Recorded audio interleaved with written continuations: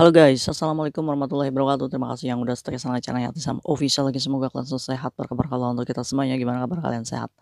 Alhamdulillah alamin guys, semua waras. Masya Allah, kasih doakan yang lagi sakit Allah sehatkan. Teman guys yang berjuang untuk memajikan tentunya diberikan kekuatan sampai finish. Teman guys yang bahagia juga tentunya jangan lupa bersyukur. Yampuy. Masya Allah, selamat pagi. Ini udah pagi ya cuy ya. Hari ini Kaisam libur, mungkin agak sedikit sibuk untuk merespon chat kalian, tapi sebisa mungkin Kaisam balas ya.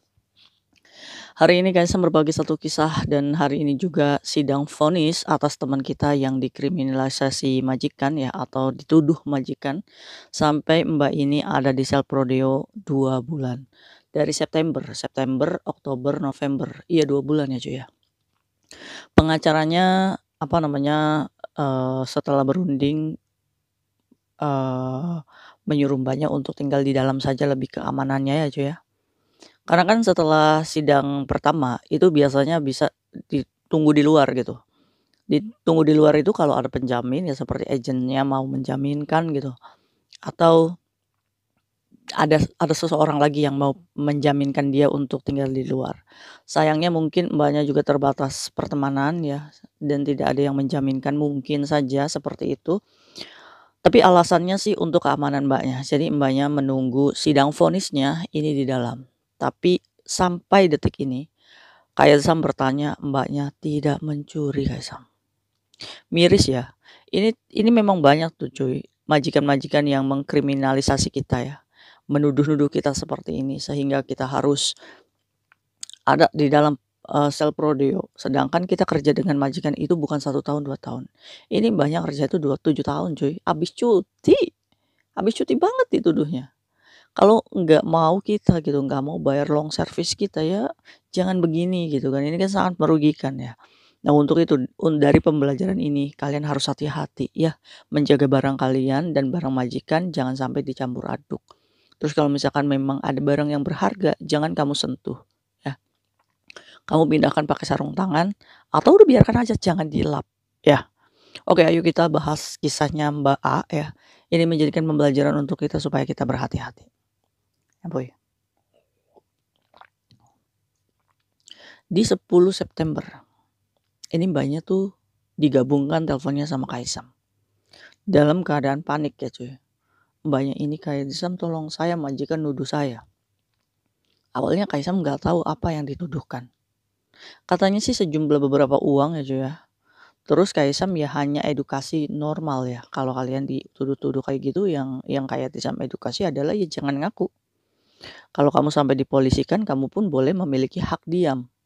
Biarkan polisi yang membuktikan kalau misalkan kamu benar-benar mencuri atau tidak. Ya, apalagi bahasa kita yang masih pilih pala, bahasa planet gitu. Jangan ngomong, minta penerjemah supaya apa yang kamu katakan ke polisi ini tidak miskomunikasi. Kadang kesalahan kita berbicara itu juga bisa menjadikan barang bukti untuk kita ya cuy ya, untuk memberatkan. Di 10 September Mbaknya menghubungi Kayatisam atas majikannya yang menuduh ini. Udah, setelah edukasi itu Kaisam lakukan, Mbaknya ini nggak ada hubungin Kaisam lagi. Oh mungkin sudah selamat. Di tanggal esok harinya si temannya ini ngomong, Kaisam setelah dituduh kayak gitu, boleh nggak sih teman saya ngebreak? Ya jangan dulu. Kalau di interminate sih oke, nggak jadi masalah. Majikan yang nggak mau ya cuy. Kalau kita notice otomatis lebih mencurigai, benar nggak sih? Tiba-tiba kita ngebreak, tiba-tiba langsung dipoking gimana coba? Iya nggak sih? Nah, oke. Udah cuy. Oh gitu ya Kaisam. Iya. Udah tuh nggak ada kabar tuh. 2 bulan kemudian di bulan ini kemarin malah. Kaisam masih ingat saya nggak? Saya temannya yang dituduh mencuri. Iya kenapa? Teman saya udah di sel prodeo Kaisam 2 bulan. Loh, kok udah di sel prodeo aja kenapa? Dia benar terbukti atau enggak? Enggak. Sampai hari ini juga dia nggak ngaku Kaisam. Padahal di dalam itu pengacaranya ngomong udah ngaku aja biar cepet katanya. Udah ngaku aja. Tapi teman saya ini bertahan Kaisam. Menurut Kaisam gimana? Loh kenapa dia nggak jadi tahanan luar? Enggak, kata polisi sama dianya udah nunggu di dalam aja. Lebih keamanannya. Soalnya majikannya ngancem-ngancem terus. Ini diduga majikannya punya cincin peng apa ya? Kan bisa jadi ya cuy, kayak majikan kalian gitu yang suka marah-marah ya nggak sih?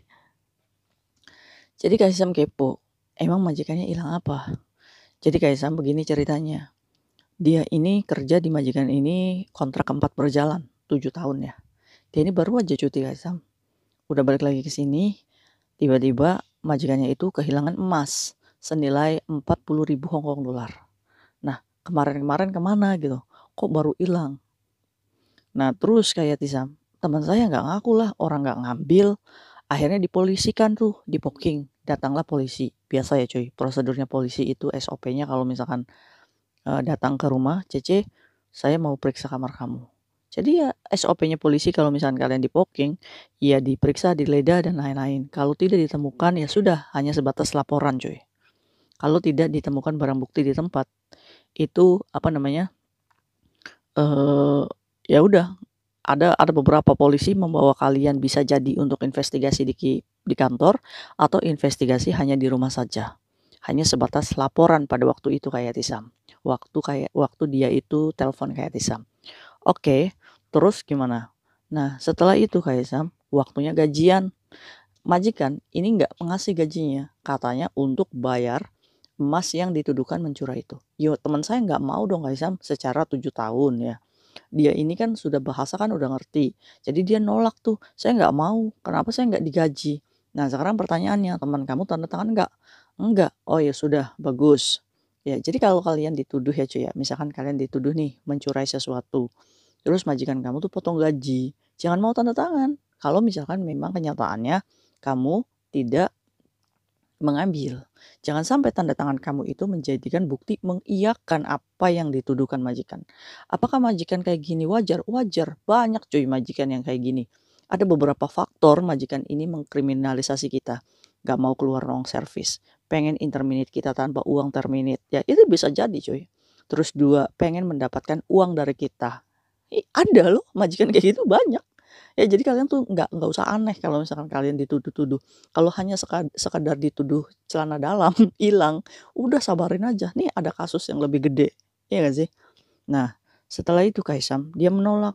Majikannya makin ngamuk Kaisam, nggak mau tanda tangan karena gajinya nggak mau dipotong untuk bayar emas yang 40.000 Hong Kong dolar itu. Akhirnya polisi datang di poking yang kedua cuy. Nah baru kali ini teman saya ini dibawa ke kantor polisi Kaisam. Nah setelah diinvestigasi di kantor polisi, terus teman saya tetap nggak ngaku Kaisam orang nggak ngambil, cuma karena majikannya ini menuduh setelah cuti. Dia ini menuduh bahwa barangnya ini sudah dibawa ke Indonesia katanya cuy. Kayak gitu. Akhirnya si Cece ini masa penyelidikan di sel Prodeo lah cuy, walaupun dia nggak ngaku ya cuy ya. Akhirnya masuklah sidang pertama cuy. Sidang pertama ini majikan tuh malah nggak datang dan bukti pun nggak cukup kuat gitu cuy. Tapi yang namanya tidak cabut laporan, otomatis proses berjalan cuy. Jadi buat kalian nggak apa-apa, walaupun perjuangan kalian untuk mempertahankan kebenaran itu kamu harus tinggal di sel Prodeo. Semoga aja mbaknya dikuatkan ya. Ya jalani, ini adalah ujian kamu ya, nggak usah khawatir nanti kalau misalkan memang kamu tidak terbukti, kamu pun masih boleh diizinkan untuk cari majikan. Ya jadi udah jalani prosesnya, udah di dalam sel Prodeo kamu banyakin ibadah, ya Allah ampunilah saya. Mungkin saja Allah sedang menggugurkan dosa kita ya cuy ya. Mungkin saja teman-teman kita yang tertuduh di dalam sel Prodeo ini setelah keluar mendapatkan benar-benar mendapatkan anugerah dari Allah gitu ya. Jadi nggak usah berkecil hati kalau misalkan kalian dikriminalisasi dan ada di sel Prodeo gitu ya cuy. Nah singkat cerita udah 2 bulan Kaisam. Nah hari ini jatuh vonisnya tanggal 18 akan jatuh. Apakah mbaknya ini terbukti atau tidak? Tapi sampai detik ini mbaknya pun tidak mengakui bahwa dia tidak mengambil. Bagus. Kaisam ngomong, kemarin kamu nengok ke sel Prodeo udah disampaikan belum salam Kaisam? Udah Kaisam. Saya bilang kata mbaknya, kata Kaisam kalau misalkan memang kamu nggak ngaku jangan mau ngaku. Kalau saya ngaku aja gimana biar cepet? Jangan, kata Kaisam jangan. Ya kita doakan aja ya semoga hari ini hakim membuka matanya bahwa tidak ada saksi, tidak ada bukti yang kuat. Semoga aja mbaknya diketok palu bebas. Kita doakan ya cuy ya. Mbaknya nanti telepon, kan biasanya kalau habis sidang itu dikasih waktu 2 menit ya cuy untuk mengabari teman terdekat kita, apa hasil keputusannya. Nanti ada part 2 gimana hasil keputusan sidang hari ini yang sampai detik ini Mbaknya tidak mengakui mencuri, semoga Allah berikan kebesarannya ya cuy ya. Kalau memang Mbaknya tidak mencuri, bebaskan ya Allah. Kita doakan ya cuy ya untuk Mbak, untuk tabah menjalani proses, tuduhan majikan ini. Oke, begitu ceritanya ya cuy ya. Nanti kita part 2 hasil sidangnya Kaisang akan kasih tahu kalian. Nah, ini gimana nih masalah kriminalisasi atau tuduhan-tuduhan majikan, kira-kira banyak nggak kasus kayak gini? Banyak ya. Jadi untuk kalian hati-hati, pisahkan barang kamu dan barang majikan. Koper, kalau misalkan memang ada koper kamu gembok ya, yang misalkan yang nggak dipakai-pakai tuh, udah digembok aja. Takutnya dimasukkan sesuatu sama majikan.